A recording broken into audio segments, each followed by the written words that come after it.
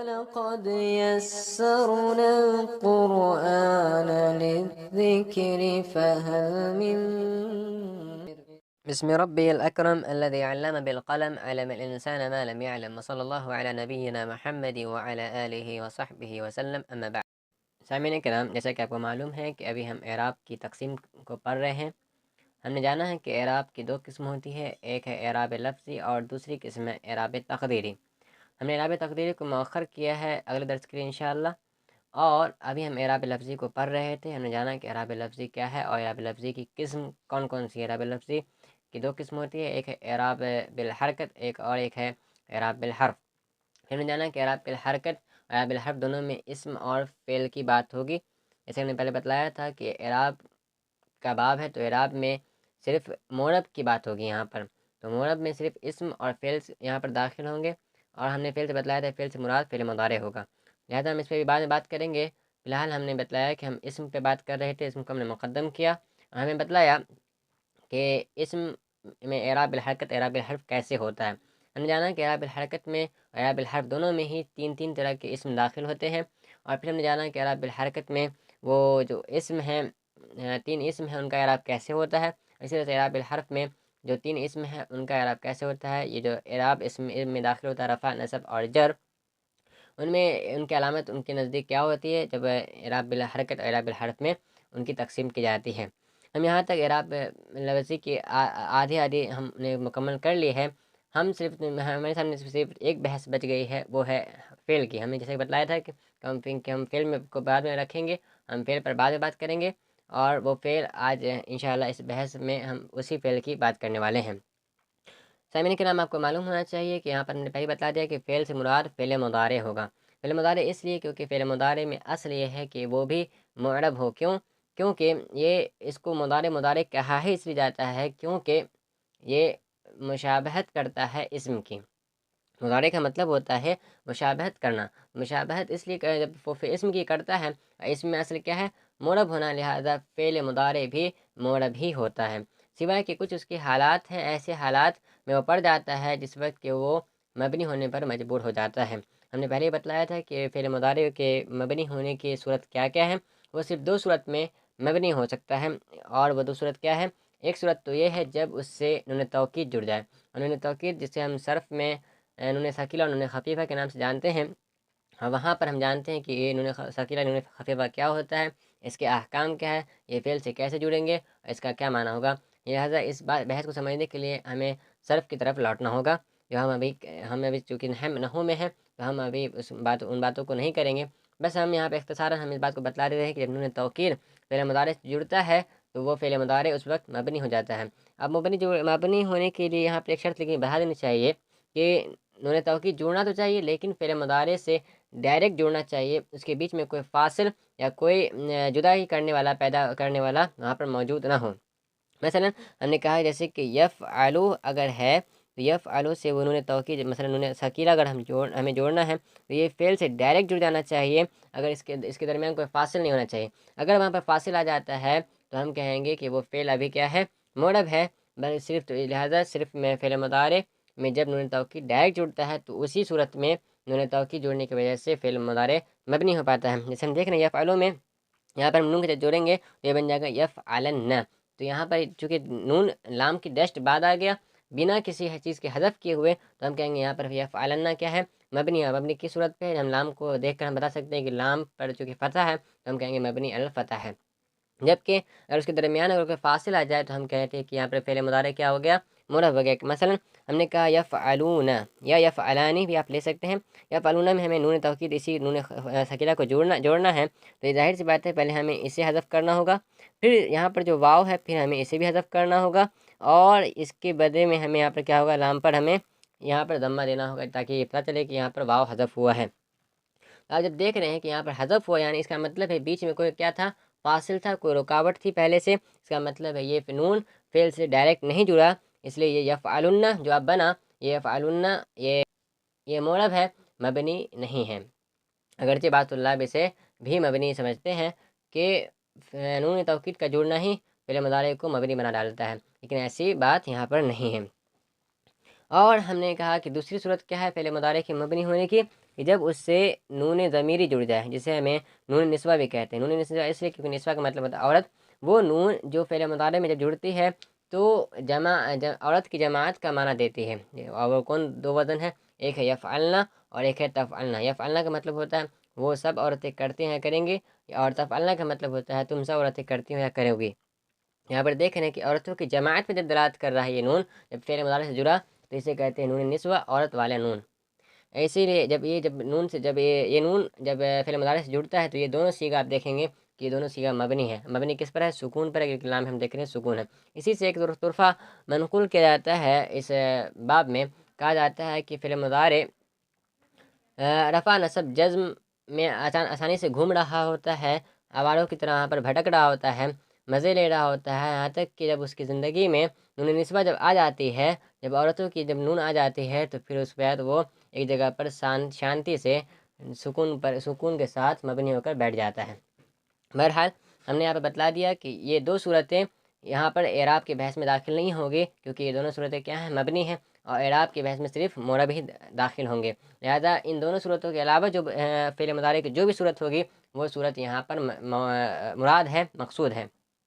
تو فعل مضارع سے ہم نے کہا کہ جو یہ دو صورتوں کا آپ اگر ہٹا دیں تو جو بھی صورت بچ جائے گی وہ معرب کہلائے گی۔ ہم انہی معرب فعل کی افعال کی ہم بات کرنے والے ہیں اس درس میں۔ تو آج ہم بات کریں گے انہی فعل پر، اور ہمیں بتلایا تھا کہ اس میں بھی اعراب بالحرکت اور اعراب بالحرف ہوگا۔ لہٰذا ہم پہلے بات کرتے ہیں اعراب بالحرکت، جب فعل مضارع میں داخل ہوگا تو اسے کیا احکام ہوں گے۔ فعل مضارع میں ایک چیز آپ کو یاد رکھنی ہے کہ اس کے آخر میں الف واو یا الف واو اور یا، جسے ہم نے کہا تھا حرف علت، یہ آخر میں نہیں ہونا چاہیے۔ تو اعراب بالحرکت میں وہ فعل مضارع داخل ہوتا ہے جس فعل مضارع کے آخر میں یہ واو الف اور یا نہ ہو۔ اگر یہ تینوں اگر اس میں نہیں ہے تو ایسے فعل مضارع کا جو اعراب لگے گا حرکت کے ذریعے لگے گا، اور اصل اس میں یہ ہوگا کہ رفع کے لیے اس میں ضمہ آئے، جیسے کہ ہم نے اس میں بھی دیکھا تھا، رفع کے لیے ضمہ آئے، اسی طرح سے نصب کے لیے فتحہ آئے، اور چونکہ اس میں جڑ تو ہوتا نہیں، اس میں جزم ہوتا ہے، لہٰذا جزم کے اس میں کیا آئے گا؟ یہاں پر سکون آئے گا۔ یہاں پر کیا آئے گا؟ سکون آئے گا۔ تو اب یہ اس میں اصل ہے، اگر آپ اسی باتوں کو اگر کتاب میں دیکھیں گے تو آپ کو بات یہاں پر پھر سمجھ میں آ جائے گی۔ تو اسی چیز کو سمجھاتے ہوئے مؤلف رحمہ اللہ نے یہاں پر فعل مضارع کا اعراب بیان کیا، دیکھا کہ اس میں چونکہ اس میں رفع نصب جزم پایا جاتا، جڑ میں نہیں پایا جاتا۔ ہم نے جیسے کہ آپ کو بتلایا کہ اس کے آخر میں الف واو یا نہ ہو، الف واو یا اگر نہ ہو تو ایسے ہم مرب کو ایسے فعل کو کیا کہیں گے؟ فعل صحیح کہیں گے، جیسے ہم نے پہلے بتلایا تھا صحیح کی تعریف میں ہی کہ صحیح وہ جس کے آخر میں کوئی بھی حرف علت نہ ہو، الف واو یا میں سے کوئی بھی نہ ہو، ایسا فعل صحیح کہلاتا ہے۔ جبکہ اگر الف واو یا جڑ جائے تو ہم اسے کہتے ہیں معتل، ایسے کو ہم کہتے ہیں معتل، یعنی اس میں علت داخل ہو گئی۔ تو یہاں پر ہم مفرد صحیح کی بات کر رہے تھے، ہم نے کہا کہ جب فعل مضارع کے آخر میں الف واو یا نہ ہو، یعنی وہ مفرد صحیح ہو، تو ایسے فعل مضارع کا اعراب یہ ہے کہ اس میں رفع کے لیے ضمہ آئے، نصب کے لیے فتحہ اور جزم کے لیے سکون آئے۔ آپ یہاں پر اس کے اعراب اسی کو بیان کرتے ہوئے مؤلف رحمہ اللہ کہتے ہیں رفع کے لیے ضمہ، اور یہاں تک جزم تک اس کو بتلا دیا گیا۔ جیسے دیکھ رہے ہیں ہوا یضرب، جب کوئی عامل داخل نہیں ہوا تو فعل مضارع پہ کیا آیا؟ یہاں پر ایک ضمہ ہونا چاہیے، یہاں پر دو ضمہ لکھا ہوا ہے جو کہ غلط ہے۔ ہوا یضرب، تو یہاں پر دیکھ رہے ہیں کہ ایک ضمہ آیا، یہاں پہ دیکھ رہے ہیں کہ کوئی بھی عامل داخل نہیں ہوا، تو یہاں پر دیکھ رہے ہیں اس کی رفع کے لیے ضمہ اس کی علامت ہوئی۔ اسی طرح سے لن چونکہ نصب دیتا ہے، جسے آپ صرف میں بھی پڑھ سکتے ہیں اسے، چونکہ نصب دیتا ہے تو یہاں پر نصب کی علامت فتحہ ہوئی، لن یضرب۔ اسی طرح سے لم جو ہے آپ وہاں پہ صرف میں بھی اس کو بھی پڑھتے ہیں، اور یہ سکون دیتا ہے، جزم دیتا ہے فعل مضارع کو، لہذا اس کی علامت سکون ہوئی، لم یضرب۔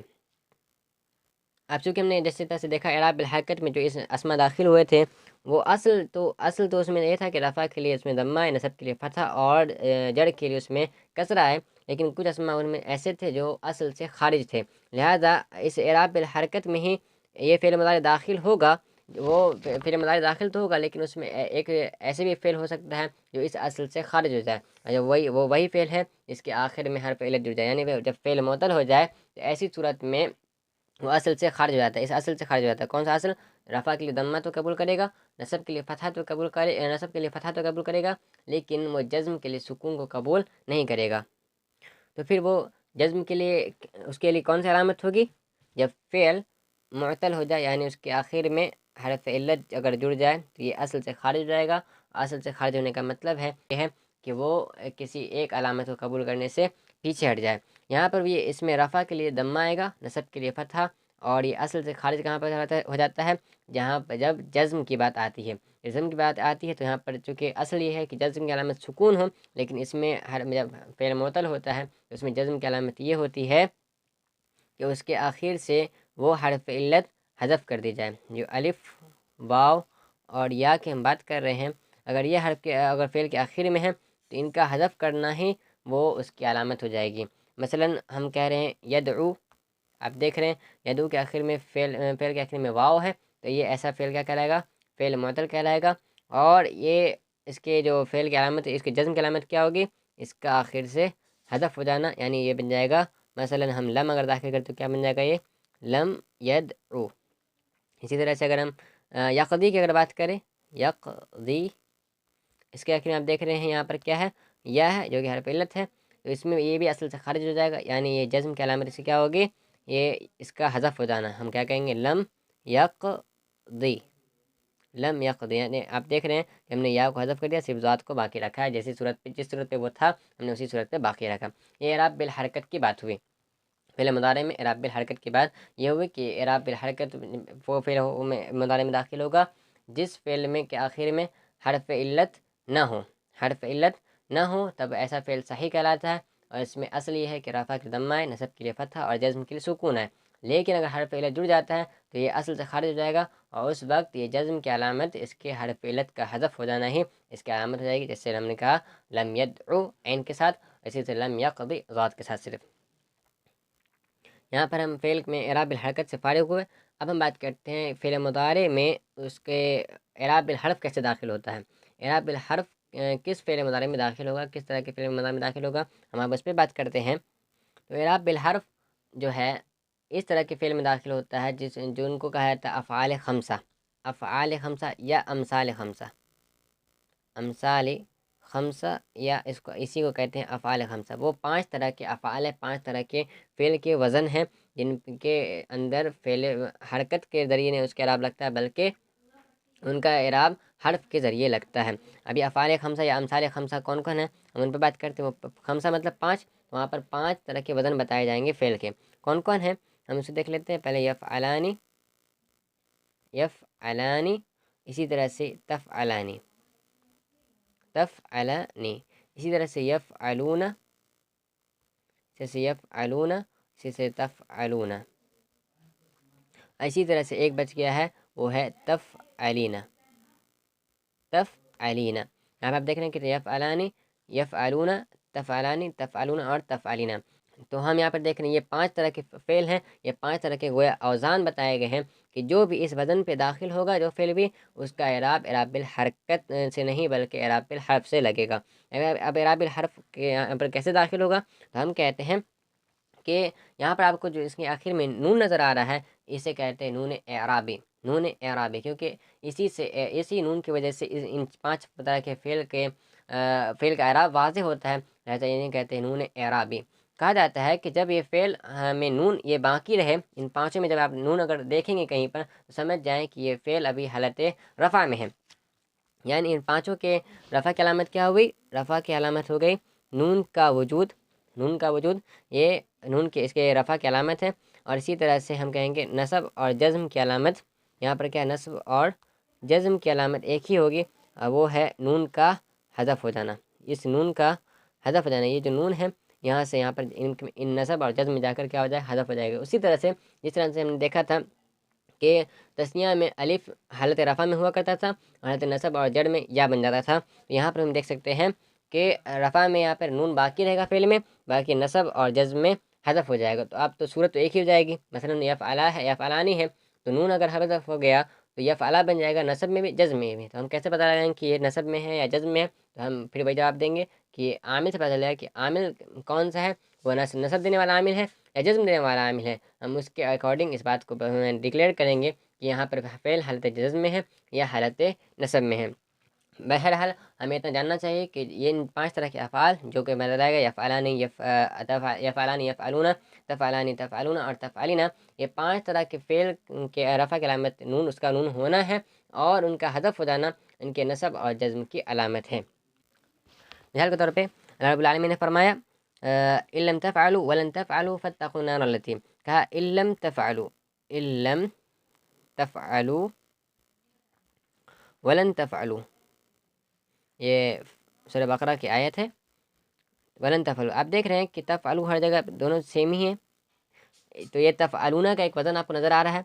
यहाँ से आपको क्या नज़र आ रहा है कि नून हज़फ हो चुका है। यहाँ पर नून क्या हो गया है, हज़फ हो गया। इसका मतलब है कि अफ़ाल ख़म्सा में से है और यहाँ पर नून हज़फ है, और नून हज़फ होने का मतलब है कि ये हालत नसब या हालत जज़्म में होगा। तो आप देख सकते हैं कि अब हम आमिल से पता लगाएंगे कि वो हालत नसब में, जज़्म में, तो हम कहेंगे यहाँ पर चूँकि लम जज़्म देता है, तो हम कहेंगे यहाँ पर फ़ेल मुदारे जो है हालत जज़्म में है। जबकि लन जो है नसब देता है, तो हम कहेंगे यहाँ पर जो तफ़अलू है ये हालत नसब में है, क्योंकि इसमें हम कहेंगे यहाँ पर नून हज़फ है। नून हज़फ होना इन 5 अफ़आल का नसब और जज़्म की अलामत है। बाकी नून का उसमें होना ये क्या है, उसके अलामत है हालत रफ़ा में होने की। यानी इन तरह के अवामिल से इनका क्या होना, खाली होना। जैसे अल्लाह ने फरमाया कल्ला सयअलमून, यालमून कहा, देख रहे हैं आप यहाँ पे क्या है, नून मौजूद है, इसका मतलब है वो क्या है, हालत रफ़ा में है। तो इसी के साथ हम आज हम पूरी तरह से एराब लफ्ज़ी की जो एराब जो लफ्ज़ी जो एराब की एक किस्म है, हम वहाँ से पूरी तरीके से फारिग हो गए। हमने यहाँ पे इसम को एराब को देख लिया कि एराब बिल हरकत एराब बिल हर्फ इसम में कैसे दाखिल होता है, और यही एराब बिल हरकत एराब बिल हर्फ फ़ेल मुदारे में किस तरह से दाखिल होता है, और इसकी अलामत क्या होगी। हमने आज इन्हीं सब चीज़ों को देखा है, और आज हम इतना ही इक्तफ़ा करते हैं। इंशाअल्लाह अगला दर्स एराब तक़दीरी का होगा। रब्बिल आलमीन से दुआ है कि रब्बिल आलमीन इस इल्म को हमें नफ़ा बख्श बनाए। आमीन व आखिर दावाना अनिल हम्दुलिल्लाहि रब्बिल आलमीन। वस्सलामु अलैकुम व रहमतुल्लाहि व बरकातुहू।